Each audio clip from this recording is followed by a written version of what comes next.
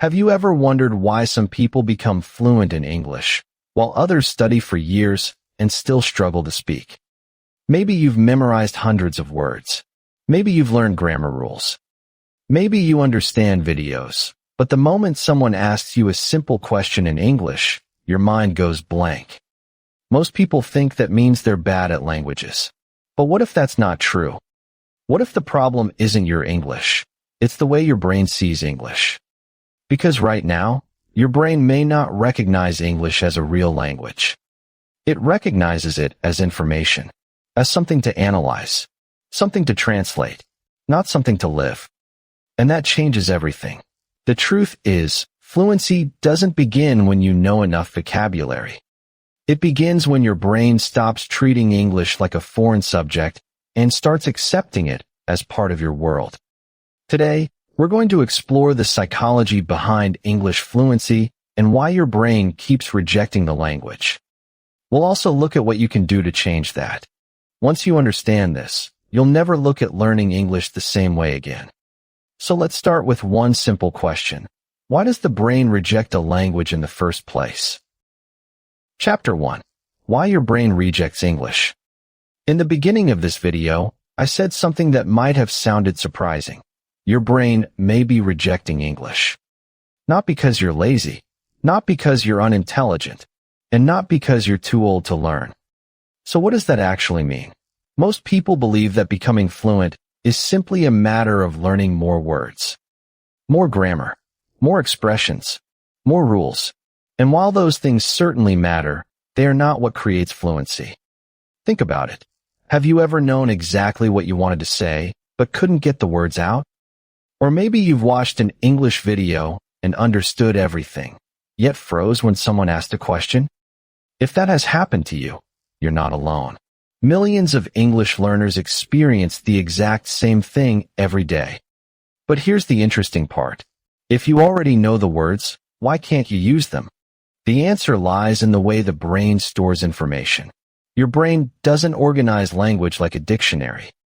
It organizes language through patterns. Imagine meeting someone for the first time. You don't memorize their face by studying each eye, each ear, or each strand of hair. Instead, your brain gradually recognizes the entire face as one complete pattern. The next time you see that person, you recognize them instantly. Language works in much the same way.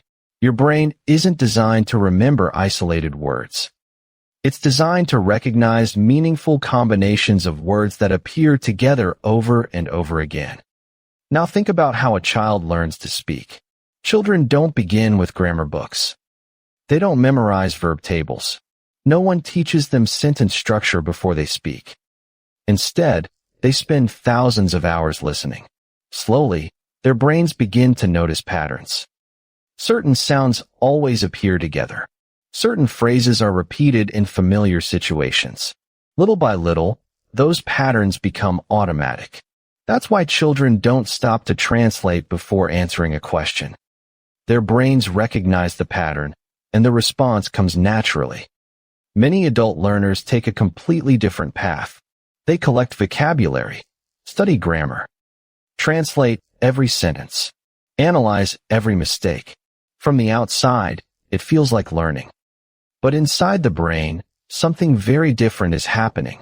English is being stored as academic knowledge, not as a living language. And that's why so many learners can pass exams, yet struggle to have a simple conversation. The brain isn't failing. It's simply using the system it has been trained to use.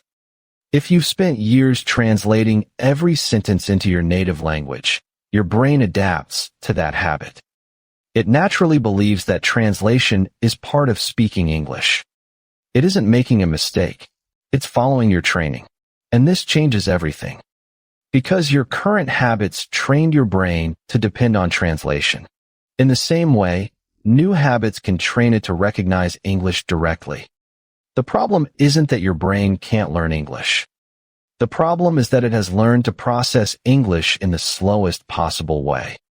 But what happens when the brain stops translating and starts recognizing English automatically? That's the moment fluency begins. And that's exactly what we'll explore in the next chapter. Chapter 2. How English Becomes Automatic. At the end of the last chapter, we discovered something important. Your brain doesn't become fluent by memorizing thousands of individual words. It becomes fluent by recognizing patterns. But that leads to an even bigger question. How do those patterns become so automatic that you can speak without translating? The answer is surprisingly simple. Your brain stops seeing words and starts seeing meaning. Think about this sentence. I need some water. When you're a beginner, your brain processes it one word at a time. It processes I, then need, then some, then water, translating each word before understanding the full message. That process takes time. And because it takes time, speaking feels slow and exhausting. But something incredible happens after enough meaningful exposure. Your brain no longer sees for separate words. It recognizes the entire sentence as one complete idea. Just like you instantly recognize a friend's face without analyzing every feature, your brain does something similar.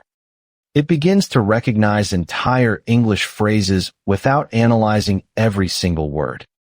This is the moment English starts to feel natural. Not because you've learned a new grammar rule, but because your brain has built a new pattern. And here's what makes those patterns stronger. Repetition. Not the kind of repetition where you read the same vocabulary list 20 times. The kind where you meet the same phrases again and again, in different situations and with different people. You meet them again and again through different emotions too. Imagine hearing someone say, "Nice to meet you." You hear it in a movie, then in a YouTube video, then in a podcast, then in a conversation.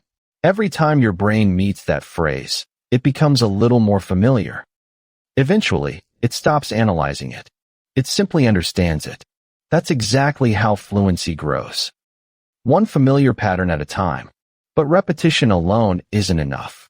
Your brain also needs context. Think about the word bank.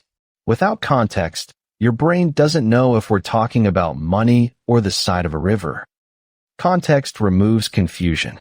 It gives meaning to words. And when words have meaning, your brain remembers them much more easily. There's one more ingredient that most learners underestimate. Emotion. Think about a movie scene that made you laugh or a story that made you cry.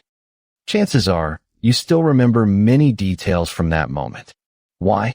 Because emotions tell the brain, this matters. Keep it. That's why stories are such a powerful way to learn English. A story gives you context. It gives you emotions. It repeats useful language naturally. And instead of memorizing isolated vocabulary, your brain learns complete ideas. Without even realizing it, you're training your brain to recognize English the way native speakers do. Not by translating, but by understanding. This is why two people can spend the same amount of time studying English, yet make completely different progress. One is collecting information. The other is building patterns. And patterns are what create fluency. But knowing how the brain learns isn't enough. There's still one important question left. If this is how fluency is built, what should you actually do every day to help your brain learn faster? That's exactly what we'll discover in the final chapter. Chapter 3. How to train your brain for fluency. In the previous chapters, we discovered something important. Fluency is not created by simply memorizing more words. It is created when your brain begins to recognize English naturally. Sentences stop feeling like puzzles and start feeling like familiar patterns instead. But now the most important question remains. How can you train your brain to reach that point faster? The answer is not studying harder. It is studying differently. Because your brain doesn't need more information. It needs the right experiences. 1. Create daily contact with English. The first step is simple. Your brain needs regular exposure. Think about how you became familiar with your own language. You didn't learn it in one lesson. You heard it every single day. At home, with friends, in conversations, through stories. Your brain was constantly receiving signals that said, "This language matters." English works the same way. Even a small amount of daily contact can create powerful changes over time. 20 minutes every day is often more effective than studying for 3 hours once a week. Because consistency tells your brain, pay attention. This is important. 2. Stop training your brain to translate. The second step is changing the way you listen. Many learners create a habit without realizing it. They hear English and then immediately search for the translation. English native language meaning. But fluent speakers don't do that. They hear English and connect it directly to an idea. English meaning. For example, when you hear, "It's raining cats and dogs," a beginner tries to translate every word. But a fluent speaker doesn't imagine animals falling from the sky. They immediately understand the idea. It's raining heavily. The goal is not to understand every word separately. The goal is to understand the message. 3. Learn through stories, not isolated words. The third step is one of the most powerful. Learn English through stories. Why? Because stories give your brain everything it needs. They give you context. They give you emotion. They give you repetition. They create a reason for your brain to remember. When you hear a character say, "I can't believe this happened," you don't just learn a sentence. You learn a situation, a feeling, a moment. The next time you experience something similar, your brain already has a pattern ready. This is how language becomes automatic. 4. Change your identity as a learner. But there is something even deeper. Many people see themselves as someone who is trying to learn English, and that creates distance. English becomes something outside their life, something they study, something they struggle with. A better mindset is, "I am training my brain to think in English." That small change is powerful. Because you stop seeing English as a school subject and start seeing it as a skill you are building. Every story you understand and every sentence you recognize add to your progress. Every conversation you attempt is another connection being created in your brain. 5. Imagine the future version of yourself. Think about the moment when English finally feels different. You watch a movie and you understand the emotions without subtitles.